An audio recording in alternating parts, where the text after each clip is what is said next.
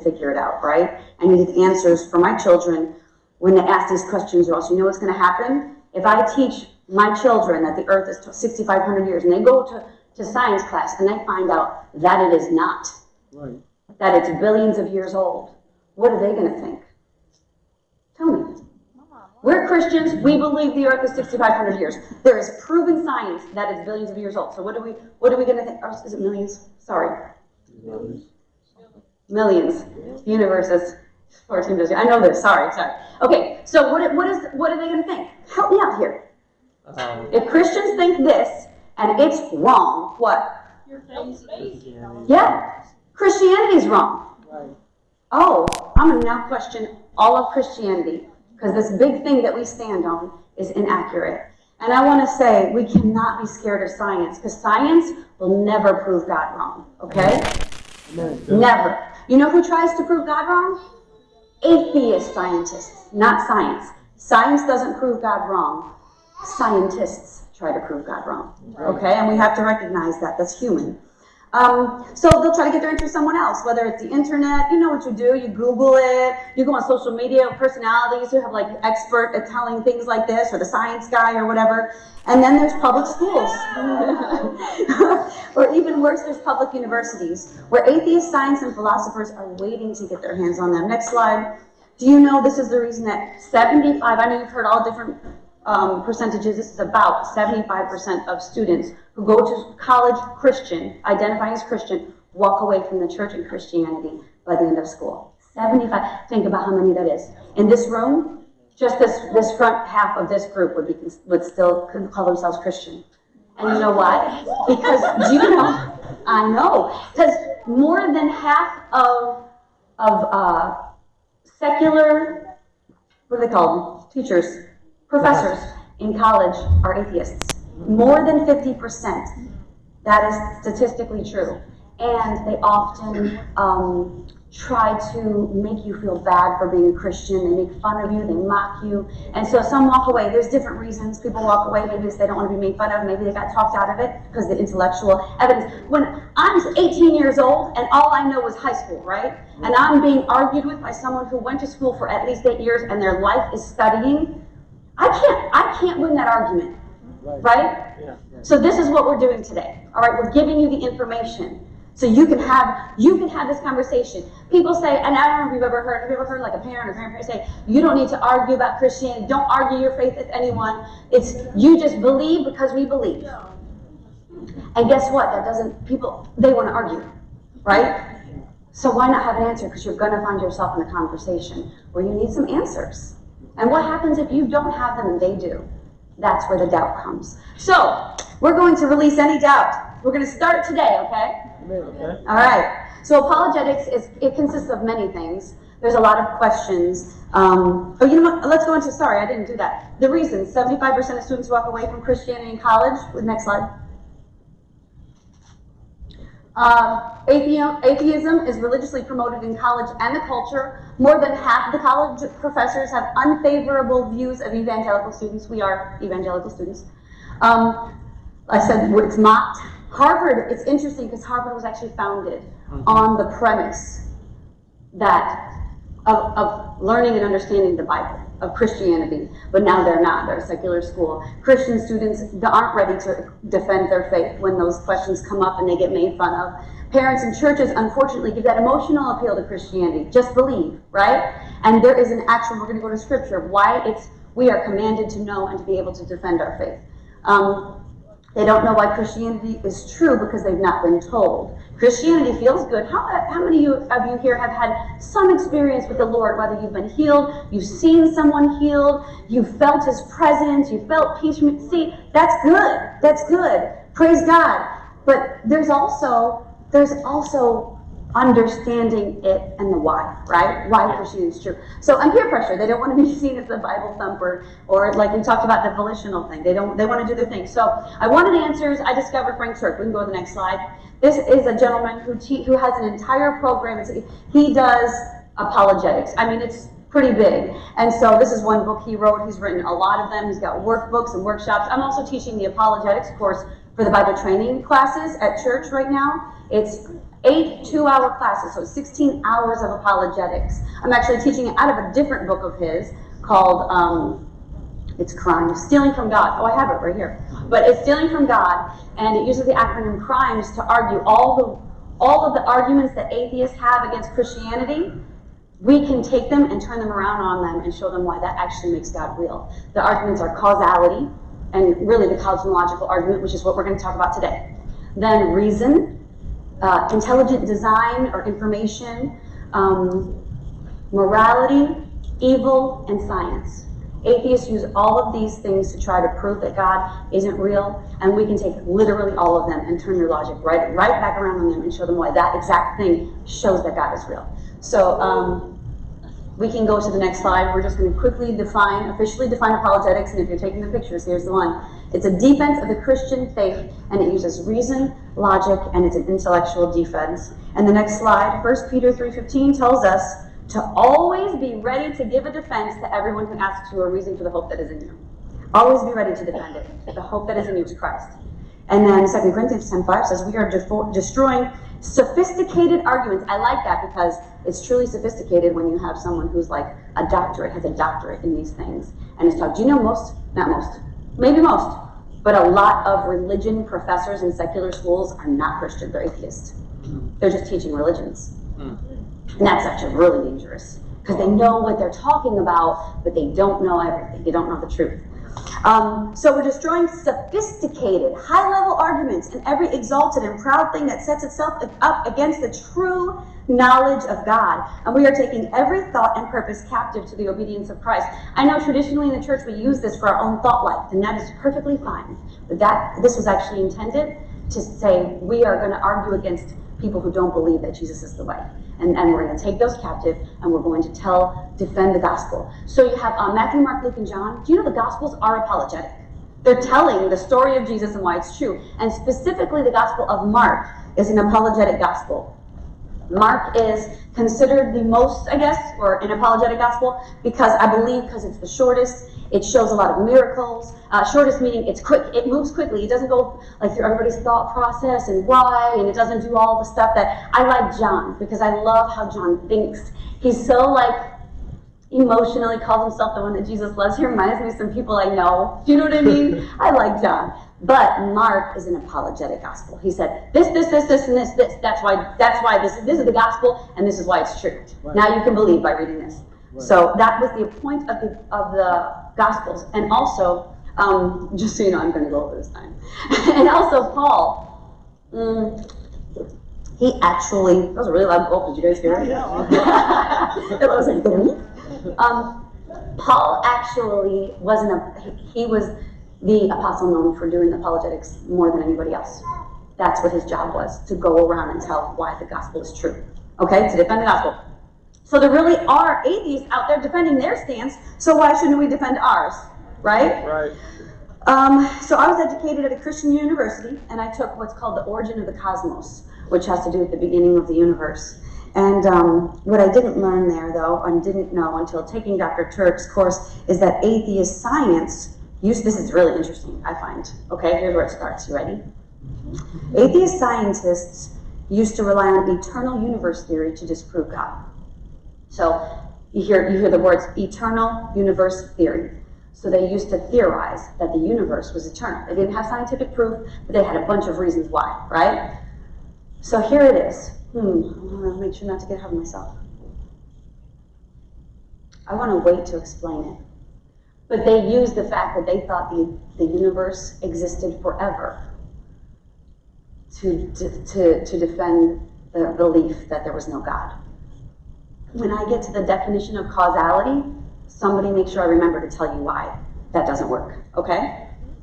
All right, so in his book, we're going to do the 4 questions slide. Dr. Turk shows 4 questions that need to be answered to prove that Christianity is true. This is a proper apologetic. If we can prove that truth exists, that objective truth, now this is like a scientific, scientific may not be the right word for it, but it's like the breakdown. What's it in math? Empirical evidence. No, in math when you have a theory, hypothesis. That's biology, y'all. And that, it starts with an A. Algorithm. This is like the apologetics algorithm, right? Okay. Thanks, Nikki. I pointed to Justin and I knew. Thanks, Justin. So truth. If you can say truth definitely exists, because if truth doesn't exist and everything could be true, then we can't prove anything ever, right? Right. Okay. And there's actually a whole apologetic for that. We're actually going to start on number 2 because I think it's interesting to start here, if I'm honest. Does God exist? So if we can prove God exists, then so if truth exists, okay, here's truth. We can prove something, right? If truth doesn't exist, you can't prove anything about anything. All right? Does God exist? That's what we're going to work on today. And then are miracles possible, right? Because the beginning of the universe would be a miracle. Jesus being resurrected would be a miracle. Actually, those are the only 2 miracles we absolutely need to happen to be able to prove Christianity is true. But we have to be able to prove that they're possible, right? And then is the New Testament true? Which is a tricky one, but I actually have a video. Yeah, we're going to get to those. We're going to get to number 2 today, but I want to show you a video. So let's set up the video. Let's prepare it because it takes a couple seconds to start. This is a 7-minute video. Watch maybe 4 minutes. This is actually not what we're talking about today, but I want you to see the point of apologetics. To get what we're doing, we are going to be able to, we're going to get on this, we're going to do this subject also in some weeks, but I want you to see kind of what is happening here. Is the video ready? Okay, I see it. Starting right there. Frank Turk, this is him. This is what he does. He goes to colleges to have conversations with atheists. How do you account for the errors of the scribes when the New Testament was handed down person to person? Yeah, excellent question. There are errors that we know about. Why? Because we can compare the documents, we can compare the manuscripts and see where the errors are. In fact, let me see if I can show you a representation of that, because it's better seen than it is described. Here it is. Let's say you have, here's the original, which we don't have. We don't, at least we don't think we have any original documents, okay? So they're all copies, okay? And let's say you find 4 different copies. And in the first copy, you see an error right here. And then another copy, there's another error right there. In the third copy, there's another error right there. And in the fourth copy, there's an error right there. Can you reconstruct the original? Yes. Yes. And that's what scholars do. The original, this happens to be Romans 3:26. God is just and the justifier of the one who has faith in Jesus. Now the note here is the New Testament documents have far fewer variations than this example. So yes, sometimes scribes made mistakes, but in virtually all cases we know what the mistake was and we can correct it by comparing it with other documents. Now you might say, why wouldn't God just, if this is true, why wouldn't he just maintain the original? I'm speculating here, but I think one reason, well, 2 reasons. Number 1, if we had the original, we might venerate it. We tend to venerate things like that, right? But number 2, if I had the original, what could I do to it? I could alter it, right? But if you had a copy, you had a copy, you had a copy, you had a copy, you had a copy, you had a copy, and I had a copy, and I changed my copy, is everyone going to know who changed their copy? Yeah, because when you get all your copies together and compare it to mine, you go, Turk, you heretic, why'd you do that? Right? So by not preserving the original, you actually are able to preserve the original better. So what if the error is not that simple? Like, what if it's a difference in concept? So if we have these copies and say copy 1 gets 12 copies, copy 2 gets 24 copies, and then you've got copy 4 that gets 400 copies, but copy 4 is the incorrect copy, then how do we justify truth in that? As well as how do we justify the truth in Jesus' exact words when we didn't hear them ourselves? Okay, there is no significant doctrine, theological doctrine, that is affected by any variant. And who admits this? Bart Ehrman himself. Okay? So Bart Ehrman, the great skeptic, admits that the New Testament documents are reliable. In fact, let me show you a quote from him, because this quote is very right on the money. You know, he wrote the book Misquoting Jesus. I don't know if you've heard of this book, but in 2005 he wrote a book called Misquoting Jesus, a popular book, in which he tries to insinuate that we can't trust what the New Testament documents have said. Yet, the very same year, 2005, he wrote an academic work. He updated an academic work with his mentor, Dr. Bruce Metzger from Princeton University. In fact, Metzger was the top manuscript scholar of the last century. And in that book, He agrees with Metzger that the New Testament documents are copied accurately. Now, why is he coming to two different conclusions? The same year, same evidence. The only thing I can speculate is when you say to the academic community something wrong, they'll correct you on it. But when you say something wrong to the lay community, they don't know any better, in most cases. You can sell a lot of books when you say the New Testament documents aren't copied reliably. That gets you a review in the New York Times, that gets you on the Colbert Show, the Jon Stewart Show. You sell a lot of books. Right, what's that? A textbook to be studied. We're studying that right now. You're studying Misquoting Jesus? No, his textbook, the New Testament. Okay, well that one that he co-wrote with Metzger is actually good.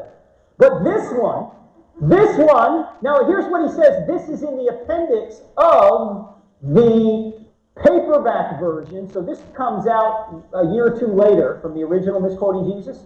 He's interviewed, and in the interview, here's what he says. Check this out. This is a quote from the book, page 252. He says, Bruce Metzger is one of the great scholars of modern times, and I dedicated the book to him because he was both my inspiration for going into textual criticism and the person who trained me in the field. I have nothing but respect and admiration for him, and even though we may disagree on important religious questions, he is a firmly committed Christian and I am not. We are in complete agreement on a number of very important historical and textual questions. What are they in agreement on? If he and I were put into a room and asked to hammer out a consensus statement on what we think the original text of the New Testament probably looked like, there would be very few points of disagreement, maybe 1 or 2 dozen places out of many thousands. The position I argue for in Misquoting Jesus does not actually stand at odds with Professor Metzger's position that the essential Christian beliefs are not affected by textual variants in the manuscript tradition of the New Testament. Or we can stop there. Why would you write Misquoting Jesus?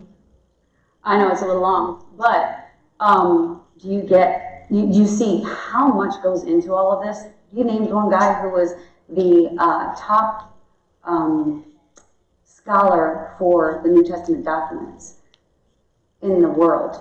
So people are studying this. There's a lot of detail that has gone into this. This is going to be one of our topics. We are going to go into the New Testament, the documents of the New Testament, and why they're accurate. Because that is one of the big arguments of atheists. They'll try to talk about the inconsistency and inaccuracies of those documents. So we're going to go into that. Is everyone starting to see the value of apologetics? Are we starting to see why it's good? Okay, I see less hands. That's unfortunate. Does everyone see the value of apologetics? Okay, because if not, I'm doing a bad job explaining. All right, so science does not, next slide. Science does not disprove God. Atheist scientists do. I said that. We have to stop being afraid of science. Science will never disprove God. It'll just prove He is the great scientist. He created all of this. This is intelligent design.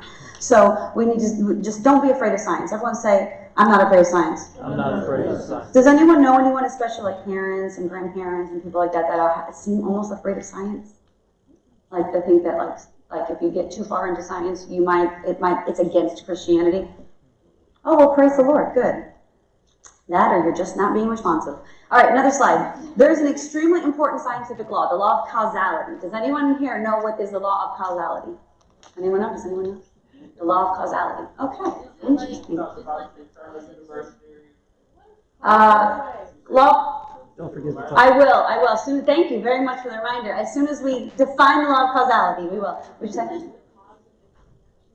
The causal reactions. Every effect has a cause. That's good. Anyone else know about the law of causality? All right, let's go to the next slide. Every effect has a cause. So fantastic job. And everything with a beginning has a beginner. That's a great way to say it. Everything with a beginning has a beginner. Say it. Say it. Everything with a beginning has a beginning. This is a scientific law. Josh, come up here with your water, please. Just stand stand right here. And hold your hand low and drop the water. Okay, pick it up. All right, stand up here. Hold a little higher and drop the water. Just a little higher. Okay. Good. One more time, pick it up. Go up as high as you can and hold as high as you can and drop the water. What's going to happen every single time? Go ahead. What? What is it? The law of gravity. That is a scientific law, right? Proven. You can't unprove or disprove the law of gravity, right? Yeah. The law of causality is a scientific, proven law just like the law of gravity. All scientists believe it. As a matter of fact, science is based on the law of causality, because science is finding a cause for the effects. The purpose of science is to say, why this? We're going to research and find the empirical evidence that proves this is the reason for this thing, okay? So just like gravity, so I want you to understand it's just as real to scientists as gravity, because it's important to understand when we're doing apologetics, at least the way we're doing it, we're going to take something that atheist scientists use against God, and we're going to use it against them, okay? So the same science, all right? So law of causality, everything with a beginning has a beginner. Now, we know there is a beginning to the universe, right? Right? Does everyone know that? The universe had a beginning? Okay. That's why the eternal universe theory could not ever show there was a God. Because if it didn't have a beginning, it wouldn't have a beginner. But because of the law of causality, we have to have a beginner. Now, this is what's really important, and this is kind of going to be like duh to you, but if you can show that the universe doesn't have a beginning, then an atheist can say, okay, that shows there's no God. Because our God, when we talk about God and people say there's no God, you actually have to first define God. You have to say, what do you mean by God? Because if they mean like the guy in the white beard sitting on a throne with like a trident in his hand who can like, you know, shoot lightning bolts at people, people often mean a caricature of God. Thor and Zeus, you know, like not God. And how many know Thor and Zeus were created, right? Yeah. Was God created? No. God was not created, right? All right, so we're going to keep going because I don't want to get ahead of myself. We're going to actually whip through the rest because the proof is easy. It's the setup that takes time. All right, so question 2, remember, and you can just follow along with me on those slides. Just go for it when you hear me talking about it, even if I don't ask for the slide. Question 2 is, does God exist, right? That's what we're talking about. And to prove it, we must answer a few questions. But the first, I'm going to go back. You can leave the slide. We're not going to discuss the age of the earth, which was what we started talking about, right? We're going to talk about the beginning of the universe, which, again, it's simple. But it's without these truths, you don't have the, what is the word again? Do you know how often I forget the word algorithm? Like my whole life, I've forgotten the word algorithm. All right, yeah, the algorithm. So you have to complete the algorithm. All right, so does God exist? The first question we have to answer is, how did the universe begin? So that's a slide, yep, in the beginning. How did the universe begin? But first, let's define our terms. So when we're saying, what does God exist? Does God exist? What do we mean by God? And so let's go into the world religions, the 3 categories of world religions. We have theism, pantheism, and atheism. All right? We believe in theism. God made all. One God made all, right? Or actually, even theism doesn't necessarily have to mean one. Yes, it does. Yes, it does. Judaism, Christianity, Islam, they all believe in, they're theists, okay? And then there's pantheism. God is all. Buddhism, Hinduism, New Age. Has anyone ever researched any of this or studied it? You know, a lot of these, the pantheism is like God is in everything and there are many gods and you can worship many gods. That's how they believe. And then there's atheism, which is no God at all, and that's religious humanism. So the first category, this is the God we're trying to prove exists. We believe in Jesus, so that makes us Christian. But first, our first goal is not proving Jesus, it's proving just God the Creator, okay? That's all we're doing today. We're not doing Jesus, all right? We're proving God the Creator exists. Jesus is on a different day. All right. Jesus is, when you're proving miracles exist and the New Testament documents are true, that's when you show that Jesus exists and was real. All right, so next slide. As I said, the theistic God, he's beyond the world, but he created the world and he sustains the world. That's the God we're talking about. Beyond the world, say beyond the world. Beyond the world. Created the world. Sustains the world. So like the painting, a theistic God, a painter to a painting. They made the painting, but they're not the painting, right? God made the universe, but he's not the universe. Pantheism would believe, that second one, the multi-gods, would believe that God is the painting. All right, just kind of giving you further explanation. Then there's atheism, which believes nothing made the painting and the painting made itself. Which sounds the most ridiculous, doesn't it? Okay. Exactly. My gosh. All right, so what are we looking for here is a spaceless, timeless, immaterial, powerful, personal, intelligent creator. That's how we define God. Everybody say spaceless, timeless, immaterial, powerful, personal, and intelligent creator. So let's move on to the arguments. There are 3 great arguments for a theistic God. Here they are. Cosmological argument, which means The beginning. If the universe had a beginning, it must have had a beginner. That's what we're talking about today. So we're talking about today's causality and the cosmological argument. We're going to do questions at the end. The second one is a teleological argument, and that's design. The universe is designed to support life on Earth. It's designed, it must have a designer. Anything that's designed has a designer, right? Right. All right. And then the philosophical or the moral argument is morality. If one thing is morally wrong, then there must be a God, because there's a standard of objective morality. If there is objective morality and moral law, there must be a moral lawgiver. It has to be that way. This is a philosophical truth.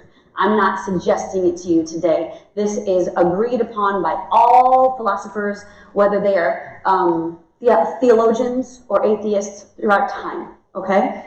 All right, so the one thing we'll be discussing, like I said, the cosmological argument, or the beginning. And in the beginning slide, there was a Big Bang. Is there anyone here who's known anyone who doesn't believe in the Big Bang? Okay, good. Oh, we can agree on that. Do you know, like, my generation and before it didn't believe, Christians didn't believe in the Big Bang. They thought it was trying to disprove God. But the irony, and with the universal, the eternal universe theory, the irony is it actually was a problem for atheists. It actually showed there was a beginning. And the beginning is a problem because of the law of causality. Exactly. So everyone here, raise your hand if you do believe the Big Bang happened. There was a bang, and it was big. It was actually small. Okay, so y'all don't believe that, you never thought there wasn't a Big Bang, but only 3 of you believe that there was a Big Bang? That's okay, it's all right. That's what we're going to teach today. So as we go through the lesson, they're going to see that there is irrefutable evidence for the Big Bang. But as the universe had a beginning, it must have then had a beginner. We believe the beginner is God. Okay? So you see this light right here? Do you know that it is evidence, scientific evidence? Everybody say empirical evidence. That is true because it's true because it's true. All right? We saw it. There was evidence that, I love this, that the beginning began with light. I'm going to say it again. The beginning began with light. Amen. Although it was microscopic, unlike the picture, I wanted you all to be able to see it. But the Big Bang wasn't as big and bangy as people imagine it to be, but it was light. It was a teeny tiny, infinitely powerful light. Amen. One you couldn't see at the beginning. Wake up, wake up. All right, you couldn't see it at the beginning, but it expanded at the speed of light. And it's still expanding at the speed of light. That's a mighty powerful light, isn't it? Yeah. It sounds like a light that only a powerful creator could create. Right. Let me go ahead and I don't want to get ahead of myself. Speaking of light, next slide. Does anyone ever remember reading this? Yes. Mm-hmm. God said, let there be light. And there was light. Right. Now, how did someone writing this thousands of years ago had no science, no direct... You think he threw this in there to make sure that he could prove God is real? No. That's what God told him to write. Because God said, let there be light. And that's when everything was created. All right? So the Big Bang was light. And there was light. And the light is still expanding at the speed of light with no end in sight. So it seems it will go on for eternity. Right. Next, no, next slide. Leave it. So the first thing ever detected in the universe was light, powerful enough to develop into all of the universe and all of creation, right? That one little tiny microscopic light turned into the universe. Do we know that? I know some of us haven't maybe gotten into how the universe began in science. So even enough Christian speculation. We can prove the existence of God as the beginning of the universe without even picking up a Bible. And this is for those of you that take issue with the circular reasoning of using the Bible to prove God exists, right? Because if you use the Bible to prove God exists, then you're really not proving anything about Christianity. But if we can use science to prove God exists, then we can look at the Bible differently. And I'm really talking to atheists or non-believers. All right? But this is for you so you can talk to them. All right, so famous atheist, Stephen Hawking. Next slide. I know. He had a medical issue. But he is one of the most intelligent men to ever live. And he is an atheist. And he said, almost everyone now believes that the universe and time itself had a beginning at the Big Bang. Beginning. Everybody say beginning. Beginning. And then Alexander Vilenkin, also an atheist, I believe. Let me just make sure. Yep, no, he's an agnostic, which means he believes nothing. he chooses not to believe. He also reluctantly admits to the beginning. He said, with the proof now in place, cosmologists can no longer hide behind the possibility of a past eternal universe, which is what we talked about. There is now no escape. They have to face the problem of a cosmic beginning. He used two words that are interesting. Proof, which is rarely used in science. You rarely see a real scientist use the word proof, okay? And then the word problem. Why is it a problem? Because it's a problem for atheists. Next slide. So we're going to use the acronym SURGE to go through the evidence for the beginning of the universe. We're going to do it quickly. SURGE is second law of thermodynamics. The universe is expanding, radiation, afterglow, great galaxy seeds, and Einstein's general relativity. So next slide. The second law of thermodynamics means the universe is running out of usable energy. The law of entropy. Does anyone know this? The second law of thermodynamics, law of entropy? Thank you. So it's everything is going to turn into chaos, but chaos can't turn into something good, right? So everything's moving toward disorder rather than order. It won't go backward. Nature will take a building and turn it into a pile of bricks, right? But nature will never take a